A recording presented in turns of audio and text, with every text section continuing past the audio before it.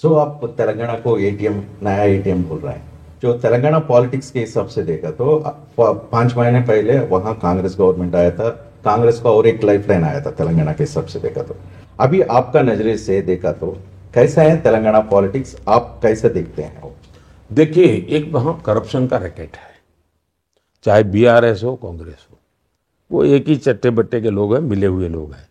अब लीकर के जितने भी स्कैम है उसमें बीआरएस का नाम आता है। दिल्ली सरकार भी जिसमें फंसी हुई है और पंजाब सरकार के सामने भी तलवार लटक रही है, सब में बीआरएस आता है। अब ये लोग कांग्रेस के अलायंस में है, मतलब बीआरएस भी उन्हीं के कट्टे बट्टे में है। तो तेलंगाना के अंदर, और ये double R tax, triple R film, Telangana Telugu film दुनिया में फेमस हो गई। अब ये डबल आर टैक्स आया है, ये डबल आर टैक्स और तबाह कर देगा। सो रेवंत रेड्डी बहुत सारे करप्शन कर रहे हैं आपका हिसाब से देखा तो? वहां पर कोई चीज ऐसी नहीं छोड़ी जा रही कि जिसमें कट कमीशन ना हो। सो तेलंगाना पॉलिटिक्स में इस बारे आपका पार्टी का परफॉर्मेंस कैसा देख सकते हैं? पहली बात है, लोकसभा के चुनाव में पूरे देश में जो देख रहा हूं मैं, इसको राज्यों की राजनीति से काफी ऊपर उठ चुका है। ये लोकसभा का चुनाव राज्यों की राजनीति से काफी ऊपर उठ चुका है, और ये मैं इसको अच्छी निशानी मानता हूं। और ये मैंने 2014 में भी देखा, 2019 में भी देखा, और जो शुरू में आपने सवाल पूछा था इसमें का जवाब इसमें भी है। ये 2014 और 2019 के चुनाव में थोड़ा बहुत भी राज्यों की स्थितियां, छवि का असर रहता था। 19 में तो काफी कम हो गया था। 24 में तो मैं देख रहा हूं कि देश का जनमन, देश के लिए चुनाव, देश के भविष्य के लिए चुनाव, लोकसभा के लिए चुनाव, प्रधानमंत्री कौन बने इसके लिए चुनाव, इस पर केंद्रित है। और जो इंडी अलायंस को तकलीफ हो रही है वो इसी बात पर हो रही है कि भाई पहले नाम तो बताओ, आपका प्रधानमंत्री कौन, किसको दे। फिर वो कहते हैं कि चुनाव। अब एक भी पार्टी 272 सीट नहीं लड़ रही है जी। जब बीजेपी के सिवा कोई भी पार्टी 272 सीट न लड़ती हो तो जीतने का तो सवाल ही नहीं है। जब 272 सीट नहीं लड़ रहे हो तो सरकार बनाने का प्रश्न ही नहीं उठता है जी। कम से कम 250 सीटों से ज्यादा लड़ने की नौबत ही नहीं बची इनकी, ये हाल हो गया। 400 सीट बैठ लेकर के बैठे हुए किसी जमाने में आज 272 सीट नहीं लड़ा पा रहे हैं। और इसलिए फॉर्मूला ला रहे हैं कि 1 ईयर 1 पीएम।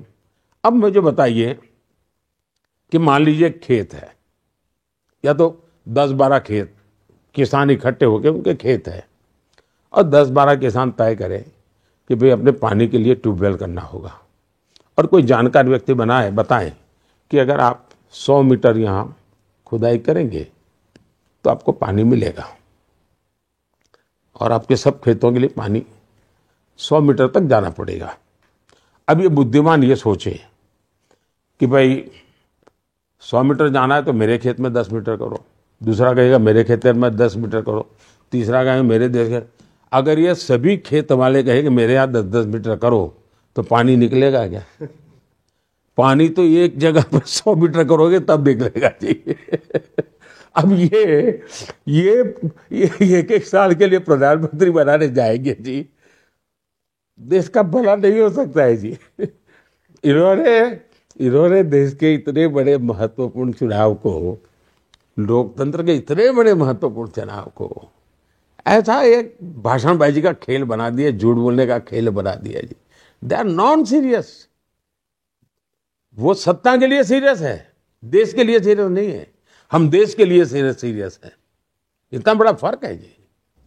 केसीआर ने बार बार बोल रहे हैं कि रिसेंटली बार बार बोल रहे हैं कि जो कोलिशन गवर्नमेंट, मैं कोलिशन गवर्नमेंट में आऊंगा।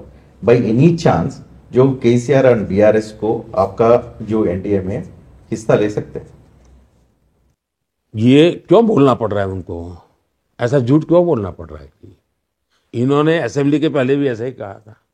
मैंने पब्लिकली वहां मीटिंग में कहा था कि हैदराबाद के म्युनिसिपैलिटी के चुनाव के बाद स्वयं केसीआर मेरे पास आए थे एनडीए में आने के लिए, और मैंने साफ कहा था कि अब हम ऐसे कॉरपोरेशन में आपके साथ नहीं रह सकते हैं, हम विपक्ष में रहेंगे और हम विपक्ष में चुनाव लड़ेंगे। तो उस दिन ही वो समय फिर उन्होंने तय किया कि बीजेपी को नहीं आने देना है। जो जहीराबाद मीटिंग में आपने बोला था बीआरएस एंड कांग्रेस दोनों मिलके चल रहे हैं। दोनों एक ही चट्टे बट्टे के लोग हैं जी, दोनों गाली बीजेपी को दे रहे हैं, आप देख लीजिए, दोनों बीजेपी को गाली दे रहे हैं जो तेलंगाना और एक दूसरे को कवर कर रहे हो लोग, कवर फायरिंग चल रहा है। जो तेलंगाना का सीएम जो रेवंत रेड्डी आपको बड़े भाई मानते हैं, हैदराबाद मीटिंग में आपको बड़े भाई से पुकारा। अभी जो तेलंगाना का जो आपका छोटा भाई, वो उसका गवर्नमेंट का परफॉर्मेंस के बारे में आपका क्या राय है? देखिए, पहली बात है, अगर करप्शन में मेडल मिलते तो कांग्रेस को गोल्ड मेडल मिलता, तो बीआरएस को सिल्वर मेडल मिलता, लेकिन दोनों को वो रनर अप ही है एक दूसरे के। दूसरी बात है कि उन्होंने अगर मुझे बड़ा भाई कहा तो मैं उनका आभार व्यक्त करता हूं, लेकिन अगर सचमुच में वो ये बड़ा छोटे का भाव है तो मेरे से कुछ सीखे। ईमानदारी से सरकार चलाई जा सकती है, ईमानदारी से देश की सेवा की जा सकती है। मुझे आज 25 साल हो जाएंगे जी, हेड ऑफ द गवर्नमेंट के नाते इस देश में सबसे लंबे समय तक काम करने का मुझे मौका है। सीएम पीएम, अकेले सीएम के नाते नहीं, लेकिन सीएम पीएम टोटल मिला दे तो इस देश में सबसे लंबे समय तक मुझे सेवा करने का मौका मिला और एक भी दाग नहीं लगता है। दाग लगाने की कोशिश होना अलग चीज है, नहीं लगता है तो सीखो ना भाई। अगर आप अपने आप को छोटा भाई, मैं आपको तब कहूँ ना कि आप सीखो, मुझे बड़ा भाई आप कहते रहे तो इतनी बात थोड़ी बनती है। तो मेरा पुण्य आप कमाने के लिए बड़ा भाई कहते ऐसा नहीं चलेगा। जनता तो पुण्य तब देगी जब आप भी कुछ पुण्य करो। वो तेलंगाना बहुत चर्चे में आ रहा है, वो बड़ा भाई छोटे भाई के बारे में। ठीक है, जो तेलंगाना के बहुत सारे लोग और जो वोटर्स हैं ना, आपका गारंटी के लिए वेट कर रहे हैं, कुछ बोल सकते हैं उसको? बीजेपी की तरफ से, आपके तरफ से कुछ गारंटी है? मैं दे रहा हूं ना। जैसे मैं कहता हूं 3 करोड़ घर बनाऊंगा तो उसमें तेलंगाना के लोग भी होंगे। मैं कहता हूं कि देश पीएम सूर्यघर योजना, बिजली का बिल 0 करने की दिशा में काम करूंगा, मतलब योजना के लाभार्थी तेलंगाना में भी होंगे। मैं कहता हूं नल से जल, तो तेलंगाना में भी नल से जल उनको परिवारों को मिलेगा। मैं कहता हूं मुफ्त राशन, तो तेलंगाना के लोगों को मिलेगा। मैं कहता हूं 70 साल से ऊपर के किसी भी व्यक्ति को इलाज की जिम्मेवारी मोदी की, तो तेलंगाना के 70 साल के ऊपर के लोगों को मिलेगा। तो गारंटी सबके लिए है जी।